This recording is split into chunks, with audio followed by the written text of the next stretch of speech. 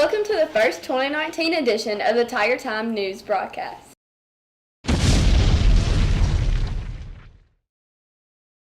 Since Christmas break, Bolivar Central has hired a few new teachers. Mr. Richard McAnulty, who is replacing Mr. Swartzel as band director, Mr. Donald Gordon, who is teaching AP Stats, Bridge Math, and Algebra 2, Mrs. Rachel Taylor, our new librarian and media specialist, and finally, Mrs. Desiree Ewer, who will be replacing Mrs. Marrow after the President's Day weekend. We spoke with Mr. McAnulty, Mr. Gordon, and Ms. Taylor about their new positions.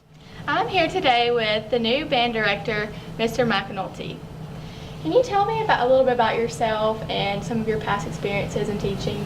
Sure. A little bit about myself. I am born and raised in Bolivar, and I went and graduated from Central High School just a couple of years ago.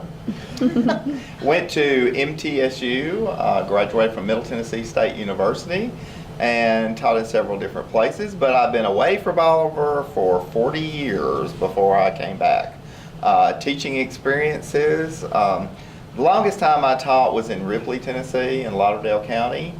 We had a good sized band program there. We averaged about 160 kids in band while I was at Ripley. Left Ripley, I started the band program at Arlington High School in Shelby County when Arlington was a brand new school, and then left there and went to Clinton High School right outside of Knoxville, Tennessee. And then we left Knoxville and then moved back here. That's awesome. Well, what are your plans and your goals for the band this semester and for the rest of the goals for the band students for this semester is to recruit more people to join the band. We need to the band needs to grow. We need to get a lot larger. Yeah, the band traditionally here has been bigger, and I think over the last couple of years it is downsized a little bit. So our biggest issues at the moment is we don't have a good instrumentation, which means enough of each one of the individual instruments to compete the way we should be able to. So their goal is to recruit people, and my goal is to help them improve on the knowledge that they already have. All right. Well, thank you. You're welcome. So, Mr. Gordon, what's your background in teaching? I was a teacher when I got out of college 40 some odd years ago. I taught for just a few years, and then I went away and left teaching for 26 years. I've been teaching for 10. I came back to it when the company I worked for went out of business. I've enjoyed every minute of it since I came back. That's my background. So what brought you to Bolivar? I was retired. I had made a decision last semester to retire, and then after being away for a few months, I thought I'd like to try it again. I noticed Bolivar had an opening, so I applied for it. I had been in the Hardeman County area when I was out of teaching, so although I'm not from this area, I was familiar with it. So I applied for the position at Bolivar, and I'm feel very fortunate that I was accepted. What makes you most excited about Bolivar? The thing that I'm most excited about, when I saw the Bolivar opening, I knew that I had some familiarity with the area. But the thing that I've been most excited about since I got here is the respectfulness of the students. In the last 10 years, I have taught at 3 different high schools, and one of them was an academic high school. But I would say the students here have probably shown more respect towards not just teachers, but to each other. I've seen more of that in the hallways and in the classrooms than I was led to believe you could expect with today's young people. So I think you guys should take the commendations on that, and I've enjoyed being here with you. Yes, sir. Thank you. I'm here today with the new librarian, Ms. Taylor. What are some of your past experiences with teaching, and just tell me a little bit about yourself? Well, I have been teaching for about, 3.5 years, or I had taught before coming here. I've taught in high schools, and I've also taught at junior high, so I've taught about almost every age from 6th grade to 12th grade through all my various experiences with college and student teaching, but I have just left from a junior high ELA teacher spot to come here because this has kind of always been my dream to be a librarian, so I'm very excited to be here. That's awesome. So, what are your plans and goals for the library?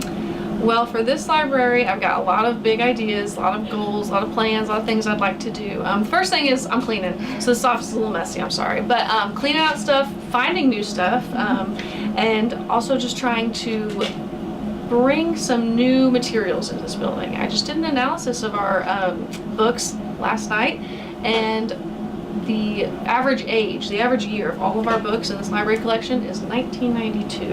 Oh, So I would really like to maybe bring that up to maybe the years that you guys were alive. I think that would probably be a step in the right direction. So bringing in some new materials. I'd also like to make this place a little more cozy and student friendly. I want to see more students coming to the library, whether that's to study, get books, just, see people. I'd like to see more people in the library. I want it to be more of a center for Bolivar Central High School. I like that. Thank you. You're very welcome. Thank you. The HOSA and FBLA clubs have recently traveled to competition. Each club has placed in their competitions and are advancing to state levels. Abby Shelton sat down with Ms. Pulse about the HOSA competitions. I'm here with Ms. Poles talking about the recent HOSA competitions. So Ms. Poles, what level of competitions did y'all recently participate in? We had 10 students attend Jackson State Community College on January the 9th for the regional HOSA competitions. 4 of those students proceeded to go to the state competitions, which will be held March the 24th through the 27th, and that will be in Chattanooga. What kind of competitions did they participate in? We had people participating in HOSA Bowl, job seeking skills, extemporaneous health poster, health career display, and medical spelling. So what kind of things did they have to do to prepare for the competitions? We had students have to study for the HOSA Bowl competition. They were given questions through a lot of different areas of HOSA, anatomy, physiology, diseases, things like that. Our extemporaneous health poster was given a topic at the regional competition, and they had 3 hours to draw the poster. Job seeking skills had to do a resume and a cover letter for the resume and fill out a job application on the site. Medical spelling is like a spelling bee. And then we had 2 girls go for courtesy core, and they automatically go to state because they didn't have a competition, but they were there helping all the different competition people get all their stuff together, lots of paperwork and things like that. All right, thank you. Thank you. Mrs. Fennessy spoke briefly about FBLA. So, Ms. Fennessy, how did the recent FBLA competitions go? It went very, very well. I'm very pleased with the way that our students did in competition. Out of 22 students that went, 16 of them placed, which means they qualify to go to the state level. In sports-related news, a special congratulations to Christian Matthews, Cameron Trotter, C.J. McMahon, and Robert Jennings, who have all signed to play college football. Allie Crowley interviewed Coach Kraft to understand the importance of signing day. Coach Kraft, what's the importance of signing day? Signing day is a special day. It's a day where young men who have played this game their entire life, now all of a sudden your dreams are about to come true, playing football on Saturdays for an NCAA school. So it's a great day. Like I said, dreams come true, and not only that, you have scholarships and things of that nature, which helps people in return who don't have the money to pay for school. So it's an awesome day in itself. So I call it a life-changing day. That's awesome. Who signed this year? We had C.J. McMahon, who ended up signing with Lindsey Wilson College in Kentucky. Christian Trotter, who ended up signing with Lime College over in Arkansas. Robert Jennings ended up signing with Missouri Valley, of course in Missouri. And then we had Christian Matthews ended up signing with Bethel College in Tennessee. That's awesome. Thank you so much. Thank you. During the home basketball game against Haywood, our senior girls and boys were recognized. Congratulations to all of the seniors who have played for Tigers and poured their time and effort into basketball.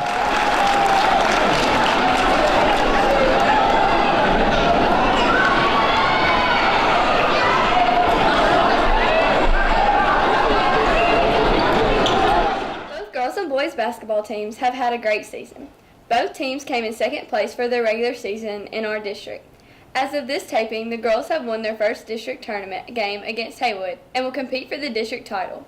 The victory also ensures we will host a first-round region game. I sat down with Coach Rudisil to talk about the upcoming region games and how well both teams did this season. Coach, both of our girls and boys have had a pretty good season this year. What kind of contributed to that, and what's your insight on that? Just hard work in the off season, getting along together during the season, and just we've played some good ball. Both teams finished second in the district, and it was just a bucket or two away from both being in first place. But it's given us a good seed in the tournament, and looking forward to a good district tournament. Yeah, well, we're all excited, and we know we're guaranteed a region game. So, what kind of games are we looking at for region? The region will be with the Memphis district, be held at Ripley High School, and the girls will start February the 22nd, and boys February the 23rd. All right. Well, thank you. All right, thank you. The JV and freshman boys basketball teams had a successful season. Coach Crisp offered his thoughts. So, Coach, tell me about the season this year, about how they've only had about 4 losses. Just tell me more about that. Well, the freshmen JV, they came in and they worked hard. It made it easier for me because they came in and worked hard and did what I asked them to do every day, so it made my job a whole lot easier. How will this extra playing time help them when they have to step up to the plate for a varsity team next year? Just give them confidence, and I go over the same plays and stuff that Coach Rudisil goes. So when they get to varsity next year, they'll be ready. They already know the plays and defensive plays and strategy, so they'll be well prepared already. Okay, thank you. Thank you, guys. We are less than a month away from beginning spring sports. Baseball, softball, tennis, and track have all started practice. We have spoken to each coach about their upcoming seasons. I'm here with head coach of baseball, Coach Fulgham. How do you think the baseball team is looking this far? With all the time and we put in this spring and all season in the winter, we should be in good shape. We're healthy right now. We just got to remain healthy. Who do you think are going to be the leaders on the field this year? I'm hoping my 5 seniors, especially Jace and CJ and Tanner. Okay, thank you. I'm here with softball coach, Coach Hill. Coach Hill, how do you think the season's looking so far? It's pretty promising. For the first time in a while, we've got 2 healthy pitchers coming up, and that goes a long way in high school softball. So we're looking forward to possibly moving out of districts this year. Who do you think are going to be your toughest competitors this year? Covington, for sure, and we start with them second game of the season. So we're going to have to be well prepared. We don't want to try to wait around to the end of the season and jump on them. So that's going to be our toughest spot. What about the leaders on the field this year? Who do you think is going to take that role? I hope I can count on my seniors. You always go to your seniors hoping that they'll take on that leadership quality. It doesn't always work that way. For the last couple of years, we haven't had a senior at all, or last year we didn't have a senior at all. So hopefully they've gained a little bit of leadership ability to do that. All right, well, thank you. Thank you. I'm here with head tennis coach, Coach Willens. So, Coach, what do you think the season's going to look like this year? I think we're going to have a fun season. My boys, I've only got 3 guys coming back that played last year, and one of them didn't play that much just due to the depth I had. So it'll be good to get him out on court. For the girls, I've got 3 girls that saw a little bit of playing time last year, but I lost a big core group of seniors last year. So we're going to be sort of in a rebuilding phase here. So who do you think are going to be your toughest competitors this year? Chester County is always tough. They usually literally have like 50 players, 25 guys, 25 girls. They've got all those courts there. So they're well coached. They've got some extra people helping them out. They're always tough. McNary's coach, he always says that he's having a down year, but McNary's coach really knows what's going on, so they'll be pretty tough as well. What about the leaders on the court for Bolivar this year? Who do you think those will be? Josh Burnett for the guys. He's played a lot of tennis. He's been playing a lot in the off-season in some individual tournaments, and he's really prepared to go out there and make an impact in the district this year. His competition is really going to come from a Northside player who made to the district, I believe, finals last year, and is a good player. So that'll be hopefully Josh's own real competition, because I'd like to see him have a great season. For the girls, Kylie Sherman played a lot last year, and I think Kylie, Ella Richardson, and Kelly Richardson are the girls that played last year. They're the ones that are going to have to step up and be the leaders on the team. Oh, that's good. Thank you. Thank you. How do you feel about the upcoming track season? I feel pretty good with the the people that have signed up and we've got coming out. The problem is getting ready without a track to run track. So, that's going to be the most difficult part. But as far as training them, coming out of the blocks, handoff for the sprint teams, things like this, running, the drills, there's no problem about that. But, as far as anybody doing distance, such as the 800 or 1600, I've got a couple of girls that are going to be doing that this year, which I haven't had in the past, because it's kind of hard to find someone that wants to go out there and run 4 laps around the track and give it their all, or 2 laps. And that most of them may be good for 1. They'll try 2, but they fade because they're not used to it. And you got to try to teach them how to run the curve without having the curve, which is difficult to do. Yes, sir. Well, thank you. That's it. That's all for this edition of the Tiger Time News. Follow us on YouTube and also on Twitter at BCHS_Tiger Den. Thanks for watching and see you next time.